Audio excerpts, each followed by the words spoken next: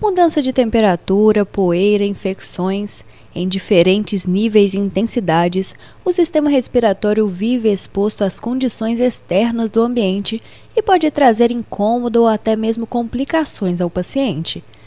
Importante grupo de órgãos do corpo humano, alguns cuidados especiais podem ajudar na manutenção do seu bom funcionamento.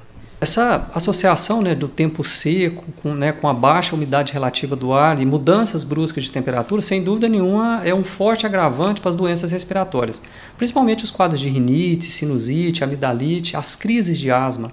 A gente sabe que essa mudança brusca de temperatura com a baixa umidade relativa do ar, as partículas poluentes ficam mais tempo depositadas no ar atmosférico.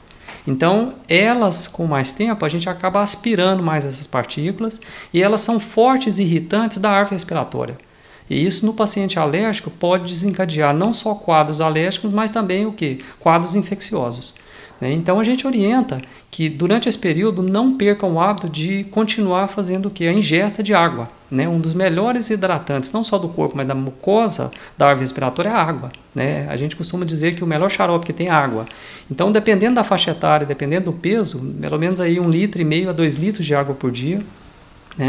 Aquelas pessoas que têm a possibilidade de deixar os ambientes mais ventilados, mais arejados, isso também é importante, porque no tempo frio acaba que as pessoas tendem a fechar mais os ambientes e acabam o quê? Havendo uma maior disseminação de vírus e de bactérias. A gente orienta também deixar os ambientes mais arejados e ventilados, porque o sol, a luminosidade consegue diminuir bastante a proliferação de fungos e de ácaros. Então, são medidas simples, mas altamente eficazes para diminuir os quadros alérgicos e também infecciosos. Em períodos mais secos, o recomendado é realizar a limpeza do sistema nasal de 2 a 3 vezes por dia, de acordo com a necessidade de cada caso.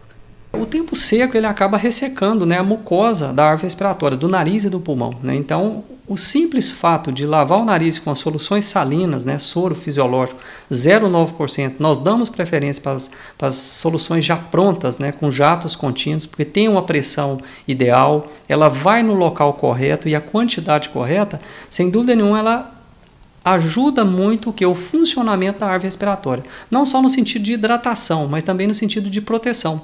Porque a árvore respiratória ela é revestida por cílios, que são pequenas vassourinhas, que a função maior é o quê? É varrer, é tirar os vírus, tirar as bactérias, tirar micropartículas alergênicas e que irritam a mucosa do nariz. Então, quanto mais hidratada a árvore respiratória, melhor esse mecanismo de defesa. E é um forte mecanismo de defesa e altamente eficaz. Então, lavar o nariz com soro fisiológico, pelo menos 2 a 3 vezes por dia nesse período do ano, agora sem dúvida nenhuma diminui muito não só os quadros alérgicos, mas também os quadros infecciosos. O médico alerta: a limpeza nasal é necessária e deve ser feita com frequência, mas com preferência a soluções salinas encontradas em farmácia.